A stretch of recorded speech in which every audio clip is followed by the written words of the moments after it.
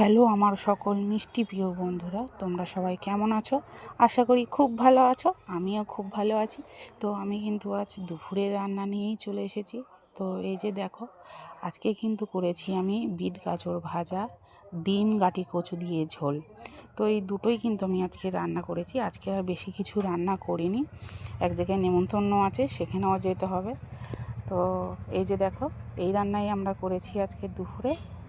আর ডিম গাটি কচু দিয়ে তোমরা কারা কারা করে খেয়েছো আর কেমন খেতে হয় আমাকে অবশ্যই জানিও কমেন্টে। তো আমি কিন্তু আজ ফার্স্ট করলাম ডিম আর গাটি কচু দিয়ে ঝোল।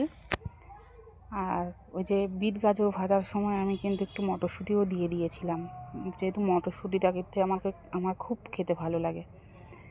তো এই যে দেখো, আমি কিন্তু মশলাটা কষিয়ে ওর মধ্যে এই যে গাটি কচুটা দিয়ে দিয়েছি।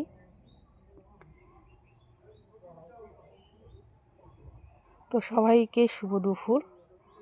তো সবাই চলে এসো, একসাথে বসে খাওয়া হবে। তো সবাইকে টাটা, সবাই ভালো থেকো, সুস্থ থেকো, টাটা।